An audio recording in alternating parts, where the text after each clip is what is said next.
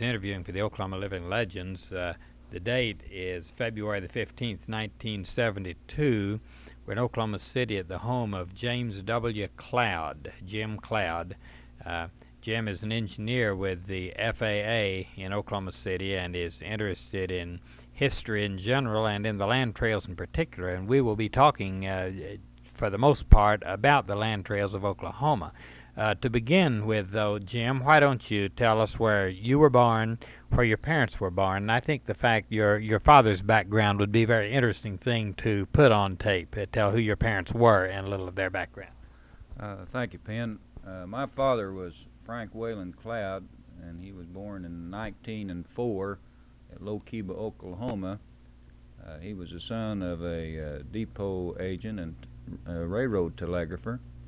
And while they were building their house, my grandfather in Lokiba, they were waiting for the house to be under construction, to be constructed so they could move in. And my father was born in the depot. This was Oklahoma territory. And then my mother was born at Henrietta, Indian Territory. And then, of course, I was born in the state of Oklahoma, so I think you can't get any more native than that, Penn. What was your brother's name? My brother's name. Your mother? Oh, my mother's name was Louise Marie Beck. And, of course, I have a brother, too, that has the same distinction that I have, Penn, in that he's also a native Oklahoman. What's your brother's name? My brother is William Cloud, William J. Cloud, and the J's just initial. They felt as if they would leave him the opportunity of giving himself the middle name. Jim, why don't you give us a little of your background, where you went to school, high school and college? Okay, I graduated from Classen High School, Penn, in Oklahoma City, and then I went up to the Oklahoma A&M, which is now OSU. Then I went into the service. I didn't graduate, naturally. We took time out to go into the Army, as probably you and the others did. After I got out of the service, I went back to Oklahoma A&M, and I graduated in January of '49 with a degree, bachelor's degree in civil engineering. Did you go out from the service in '43? Yes, I went into the service in '43 and came out in '46. Did you go with the ASFRTC? I went in with wait a minute, what did they call that? ERC, Enlisted Reserve Corps, and then we went into service. They called us in, and then we went to the ASTP, which is Army Specialized Training, and then. What company were you in ASFRTC? Company E. We took our basic training in Camp Maxey. And then went to school in Sam Houston State Teachers College in Huntsville, Texas. And then when I came back, went into Company L, 395th Infantry You know, I was your Regiment. classmate there at Sam Houston. Is that right? Yeah. Yeah, that's right. I've got some pictures there. I I remember believe. that now. I was in Company F and went to Sam Houston, and Clarence Deal and I were together all the way through. Yeah. Oh, Clarence and I were quite pals. Well, he and I were prison bunkmates all the way through. When I say prison bunkmates, I mean we shared the same single blanket and the same single bunk all the way through. But I remembered you there, and but I had not made the connection. Yeah, we also attended First Christian Church too. That's right. Well, I knew that, but I didn't realize I didn't know the connection then. Of course, my brother Bill is a minister, and of course he's kind of retired now. Yeah. But that's where you. That's right. You probably knew my brother too. Yes, but I had not made that Sam Houston State Teachers connection. I was. Did you go? What division did you go to? I was with the 99th Infantry Division, Company L, 395th. Company L, and I went to 394th to Company B. Yeah, that's right. The Jim, where did you become interested in the land trails? Penn, I become interested after I got out of college. I went to work for the Oklahoma Highway Department, and on a materials inspection trip out to Panhandle, Oklahoma, I had the opportunity of seeing the Santa Fe Cattle Trail with the ruts as it existed back in the 1800s because of the lack of erosion, and so forth. Those trails are still out there. The ruts are still there. And I was just kind of amazed. It kind of generated something in me, a desire to kind of seek information.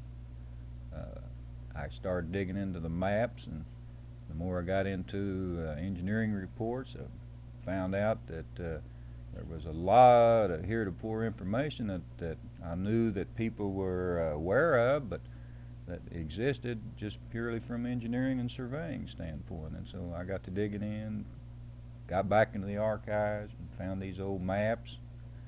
And these old maps had trails, cattle trails listed on it, as well as roads and other pertinent information and so forth.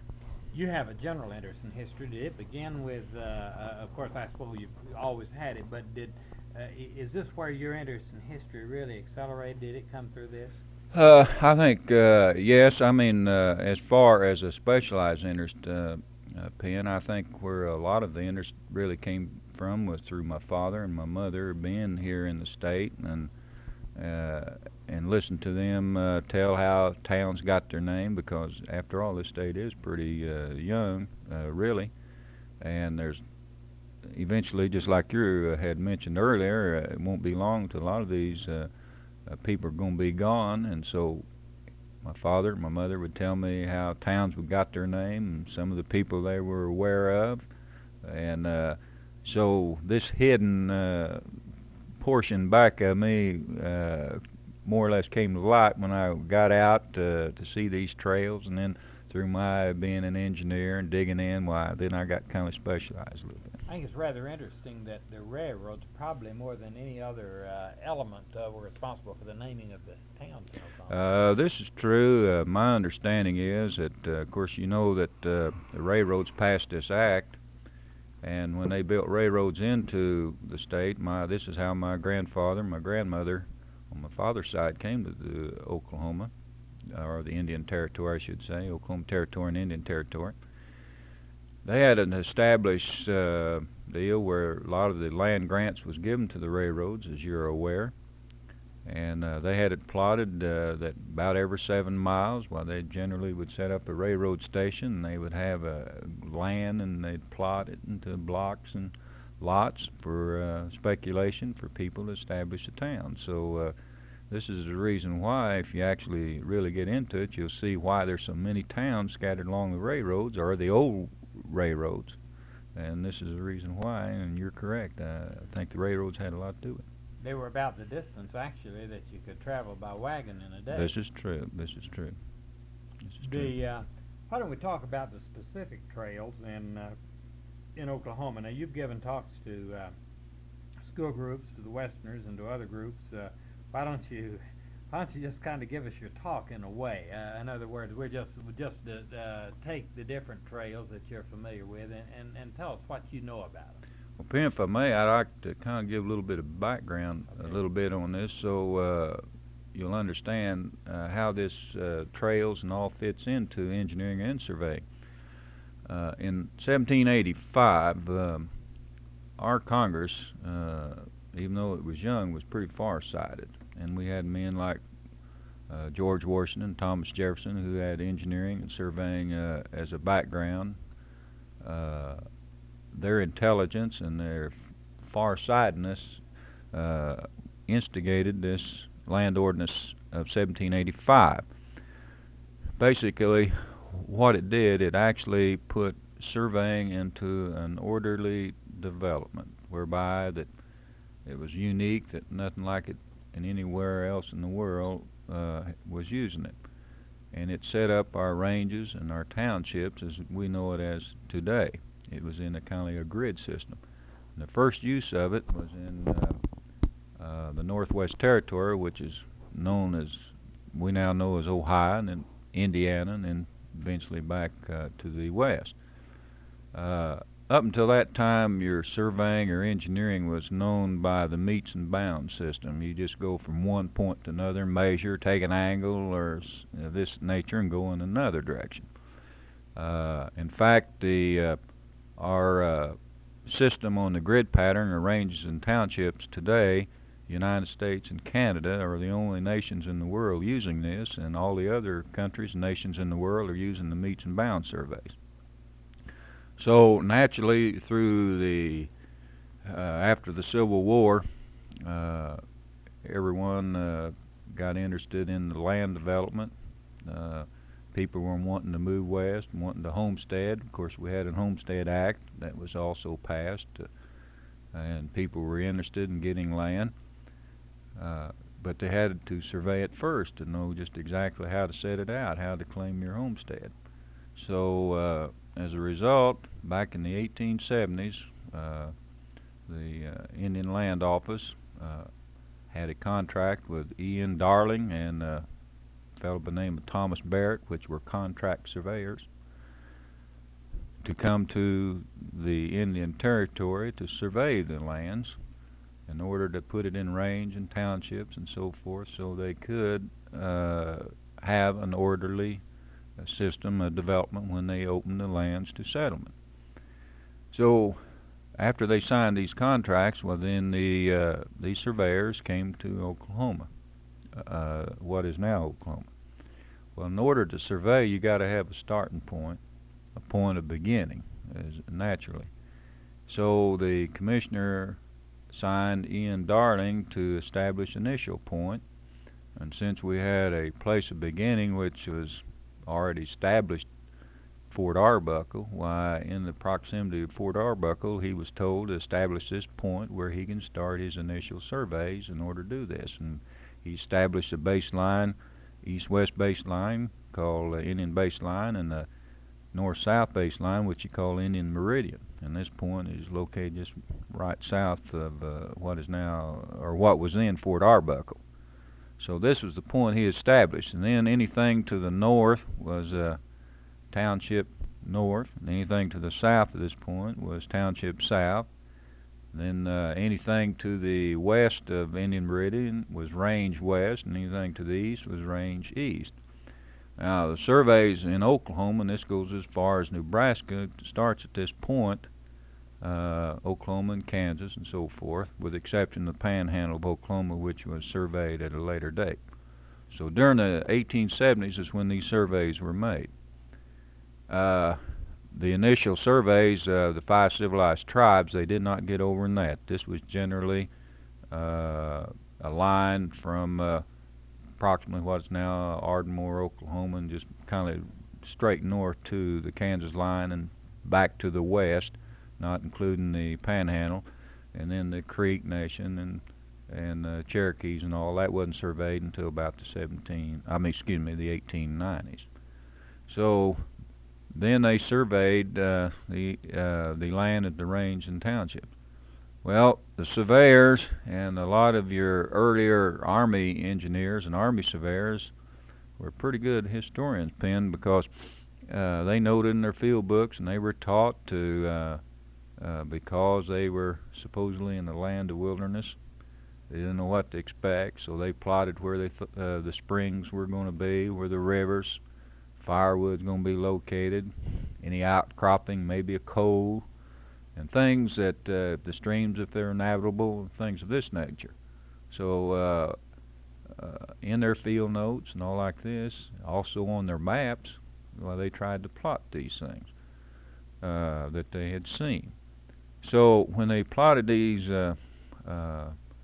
range and townships, any cattle trails, and of course this is another story, we can go back to kind of give you an idea how the trails got started. But what they tried to do when they come across these cattle trails, they plotted them where they were located in these range and townships.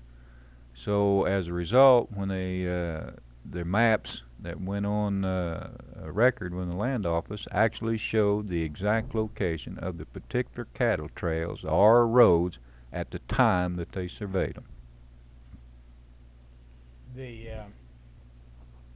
Why don't we take some of the specific trails and talk about where they go and what caused them?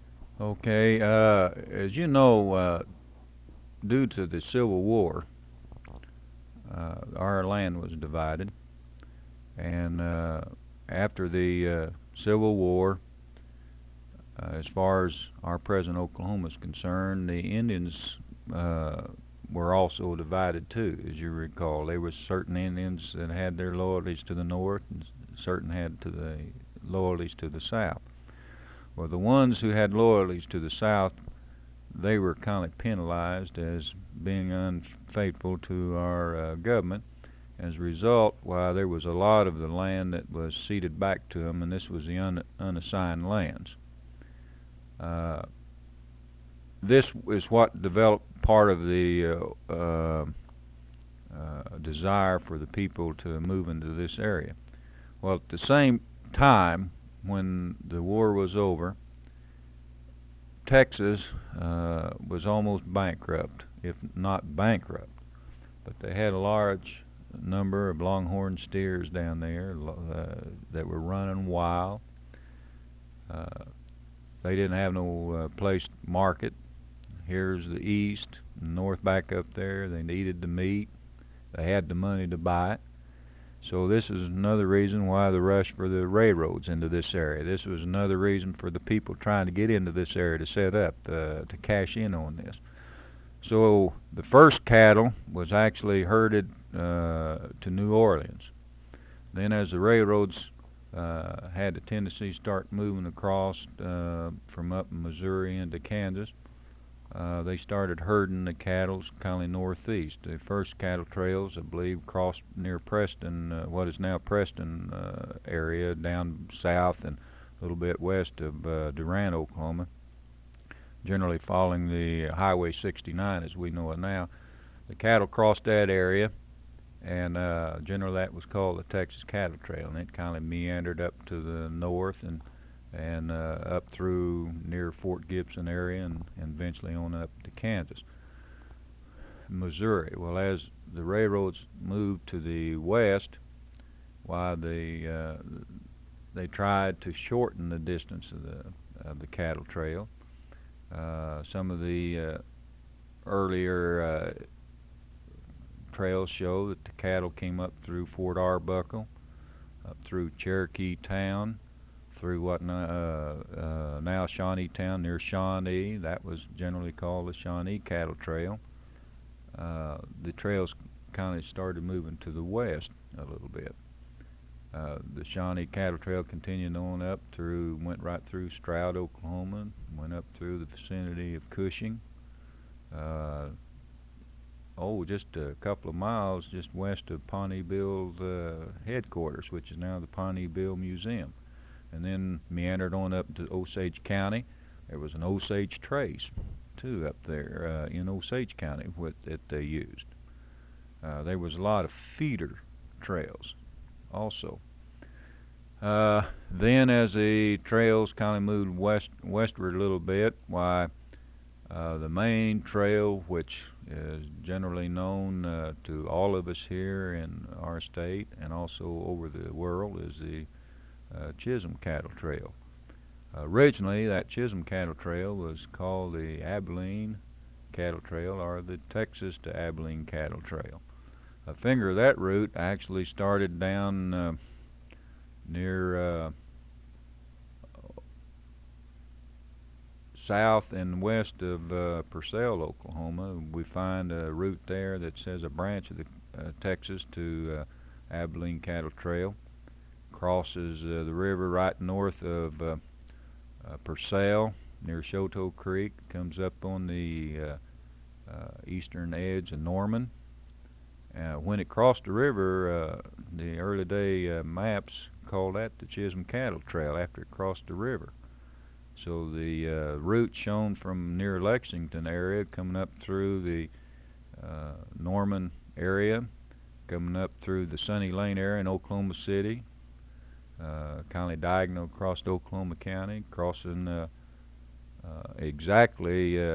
almost exactly Hefner Road in Pennsylvania, goes through the area of Hoover Junior High School, across Memorial Road and May Avenue, which branched into the main cattle trail right north and east of Kingfisher, Oklahoma.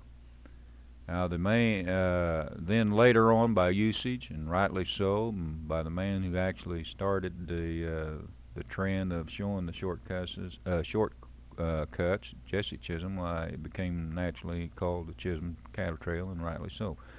The main trail started at Red River Crossing and came up through the Duncan area, crossed Washita River just east of Chickasha, Oklahoma. In fact, the Rock Island Railroad pretty much follows part of it. And I might stress that the areas that I'm talking about was actually the way the surveyors plotted it during the 1870s. So your trails, actually, the cattle trails, depending on what the trail herders needed, the grass, the water, any difficulties with the Indians, the cows didn't follow one another. They might be spread out for a half a mile or a mile wide, and then the trail behind them, they may bypass it because the grass would already be eaten, or maybe there's range fires, and then they'd have to divert. So these trails could vary and swing back and forth.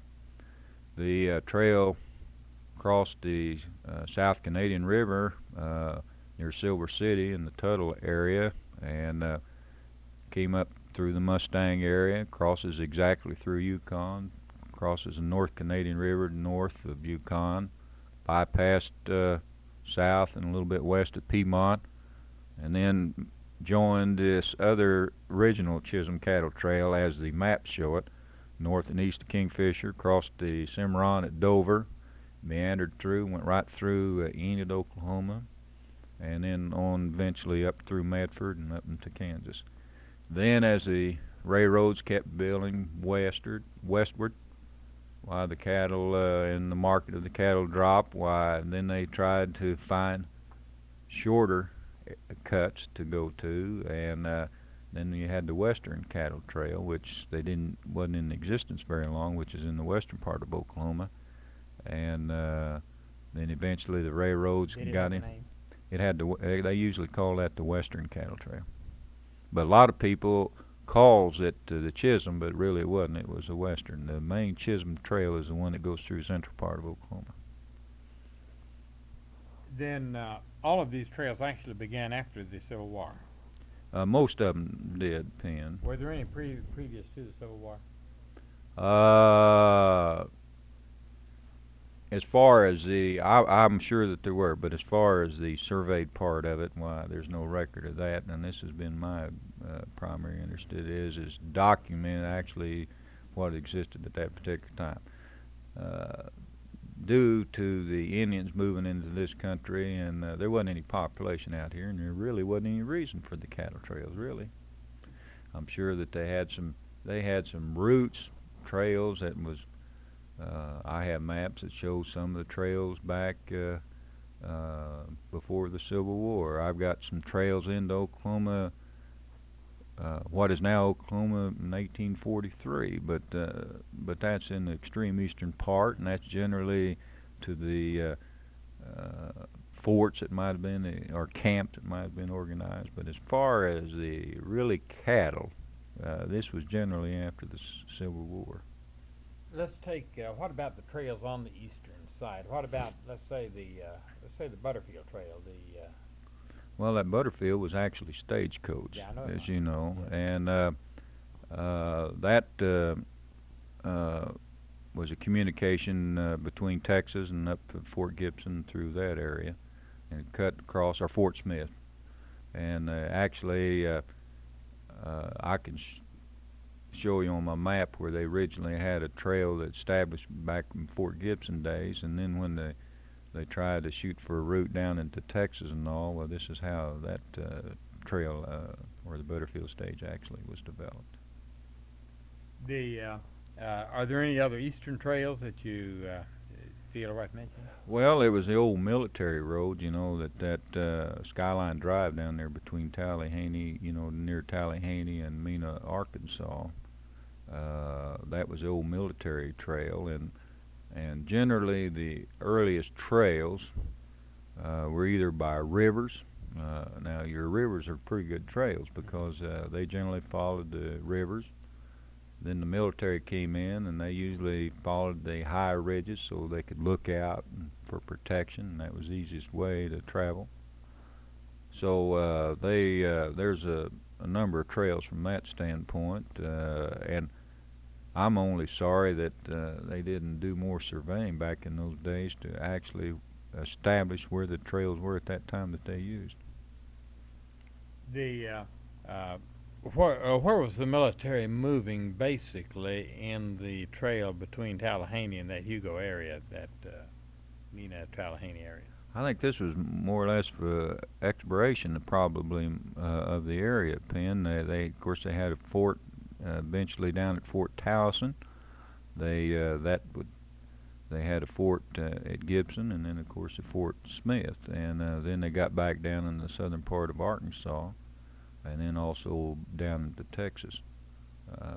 This is generally the way that the maps show it.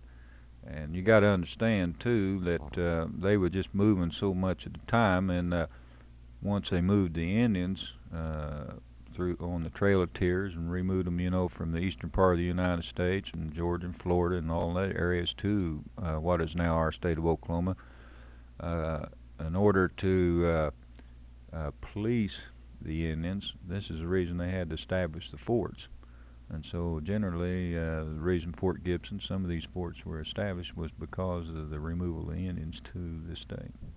What about the Trail of Tears as it moved into Oklahoma? Have you made any following on it? No, there's really not too much on that. What my primary interest has been is actually confined within our boundaries of our state. And of course, they came into the Tahlequah area, and of course I do have an old map that shows Tahlequah and some of the things, but it's actually showing the Trail of Tears, no. Why don't we look at some of these maps, and as we go along, we might talk about what's on some, and you might suggest those things that maybe we ought to put on a slide, and then later we can probably when we get one on, identify in the slide with the conversation on the thing. Do you have that? Here, and let's just talk about some of these maps, and we'll just pick them up at random and talk about them. This map is to identify it is Oklahoma 1866, copied from an Indian Territory map and in Engineers Bureau War Department. Why don't you tell us about that? Penn, this is very interesting. As we were talking about earlier, the military has established forts, as you can see from this map. Also, they have shown the trails that were existing at that particular time, prominent features, and as you noticed here, the trails generally, most of them follow the river lines, and also they are between established camps or forts. For example, here's Fort Arbuckle, and there's Fort Sill. No, Fort Sill wasn't existent at that time. Fort Belknap down in Texas. You can see the trails going from Fort Arbuckle to Fort Belknap. You can also see the overland mail route that goes from Fort Belknap up towards Oklahoma, and also to Culbert's Ferry, which is near Preston, as I mentioned before. And this generally follows the Butterfield route that you was talking about, the overland mail route that goes on into Fort Smith. So generally, the military established these trails, and when the cattle trails first got started, generally they would attempt to follow these routes until they got shorter routes of their own. Okay. Well, let's look at another one. Just pick up the next one. This is the Oklahoma City one. This is one you drew. This is right, Penn. From the land survey maps in 1871 and 1872 and 1873 made by the surveyors that we have talked about, that came through here to actually plot on the maps the township and ranges according to the land ordinance of 1785 with its amendments. The surveyors actually plotted the cattle trail as it was in existence at that time. And what I've done here on these maps, they showed this as the route of the Texas to Abilene Cattle Trail, which they call the Chisholm Trail, which, as I mentioned earlier, the Chisholm Trail now is the main route that located west of here. This route actually went through Oklahoma County, and what I tried to do, I got the range and townships, relationship to prominent points of what is the existence in Oklahoma County and Oklahoma City area, and I plotted the cattle trail as it runs through our area so that people can see relationship, what it would look like today. Well, let's see. This next one is identified surveyed route of Shawnee Cattle Trail during 1870s by government surveys. This is right. This actually route from Fort Belknap, Texas to Fort Arbuckle during the 1860s by the War Department. And also this route was described by Mr. J.H. Baker in a diary during 1869, which he described, copy of which is in the University of Texas Library. And so with my survey maps and with his diary and so forth, I could pretty well just almost follow the route from where he went from Red River Station up through Fort Arbuckle and going on up and through our state up into Kansas. And this was real interesting to me because I was trying to relate from his diary, and it pretty well followed what he said. It's a surveyed route of cattle trails as existing during 1870s by government surveys.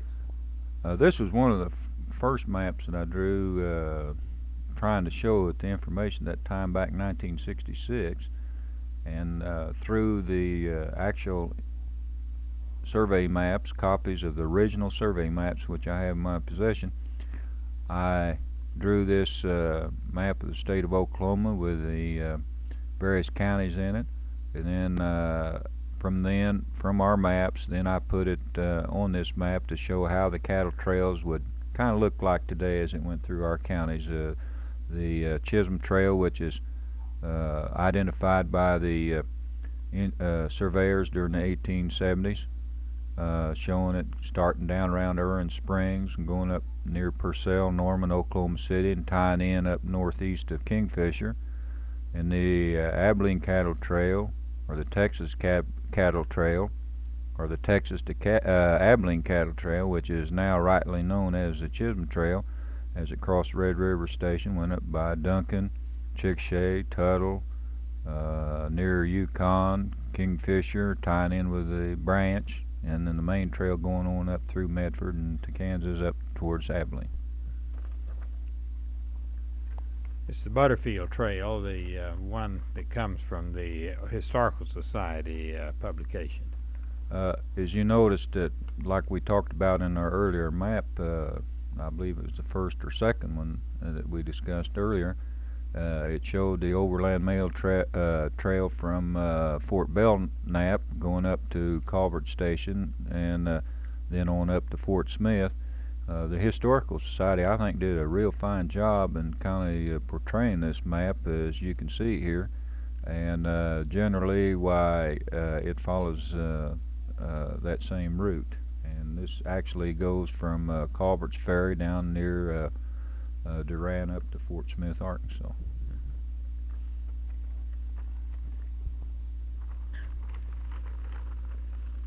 This is labeled Surveyed Routes of Cattle Trails 1870. This is a larger map I've drawn, and it shows the Cheyenne Arapaho Nation boundary lines, the Kiowas, the Comanche, and Apaches. As you can see from here, this actually shows the ranges and townships, and this was actually the area by a government contract that was actually surveyed during the 1870s. This line area to the east of Oklahoma, in the eastern part of Oklahoma, the Cherokees, Creeks, and Choctaws were not surveyed because they didn't have a contract with the Indians that they could actually survey it.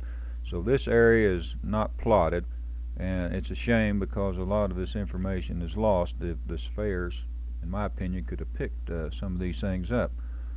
But actually, this map shows the ranges and townships, and that was surveyed, and what I've tried to do is pick up the cattle trails. At the time I drew this map, the Abilene Cattle Trail, the branches, and also the Shawnee Cattle Trail.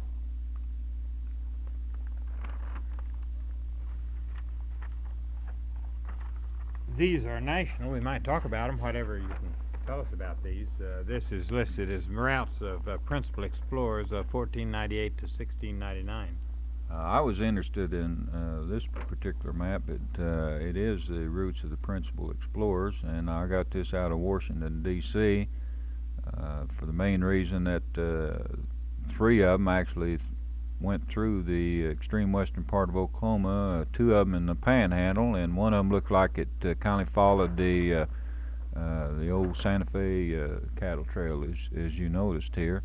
And I thought maybe I might could use this maybe to find something in some of my maps that I obtained from the archives, but I haven't been able to correlate any, because actually the real surveys were not until the late 1800s.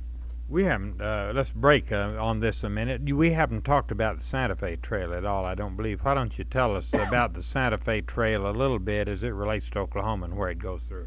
Well, the Santa Fe Cattle Trail, actually, as you know, started up near Kansas City and went across Kansas, and the route of it actually crossed the Panhandle, Oklahoma, which is actually north, and well, really north, and then in the westerly direction from Boise City, Oklahoma.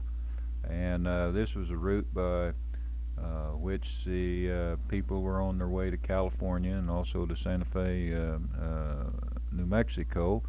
And I was very impressed because you can actually follow that trail visibly almost all the way across Oklahoma, because it's in an elevation, in the flat type of terrain, and in the soil where there hadn't been any erosion. And there were so many wagons and stock driven over that the ruts are real deep. One thing I was amazed, and it was interesting to me, Penn, was that I was looking out here and I noticed this trail was kind of narrow, and all at once, heavens, it looked like to me it was a mile wide. And I said, I stopped to think, wondered what happened. Then it dawned on me that they got out there in the open, and they could see a long ways, and that if any hostile tribes or any people were getting ready to attack, or bandits or robbers, well, they could see them coming. And not only that, they didn't have to bite the dust with a wagon in front of them. So they had actually fanned apart so they wouldn't bite the dust of the wagons and stock in front of them.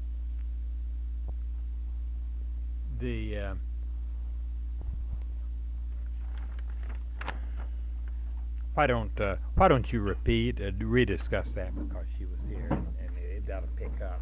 That's a good story, I think. Okay. To tell about where they began to fan. I noticed. Won't you turn it off? No. Okay. You were talking about your experience on following this part of the Santa Fe Trail.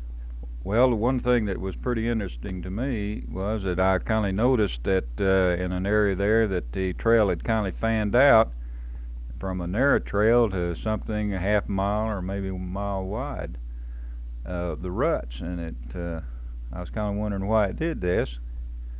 And then, of course, it dawned on me that they were in an area where they had wide open spaces. And so they weren't afraid of seeing any hostile tribes or bandits or things of this nature, that they would be pre-warned and they could get in their circle or take advantage of trying to protect himself.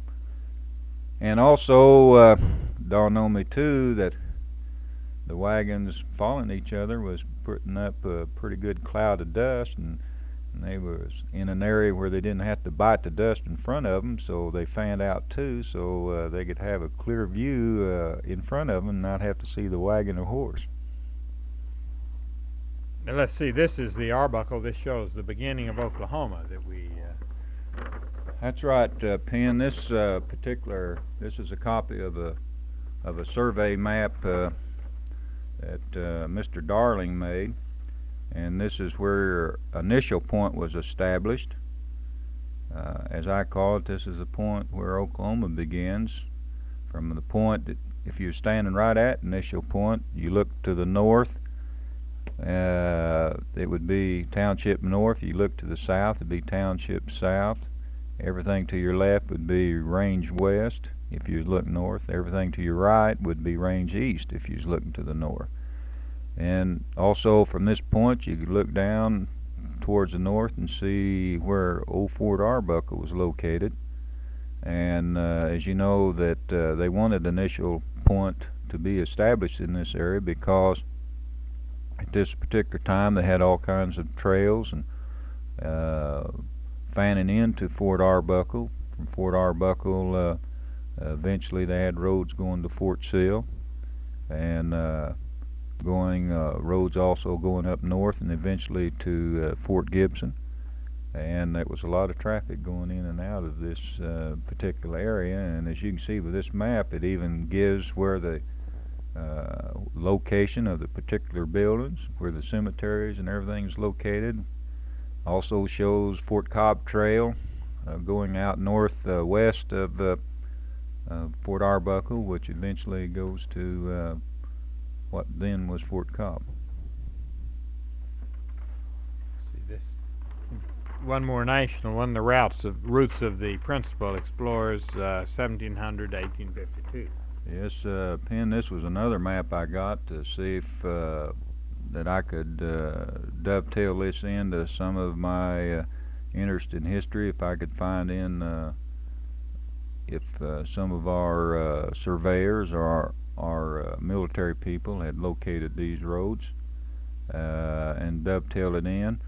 And as you probably notice, there's quite a few roads here, and there are a number that goes in and out and through Oklahoma.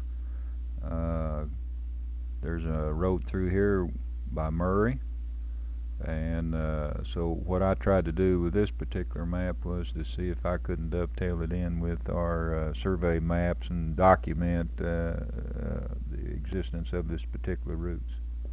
Let's look at these. Why don't you talk about these that cross Oklahoma in this particular map?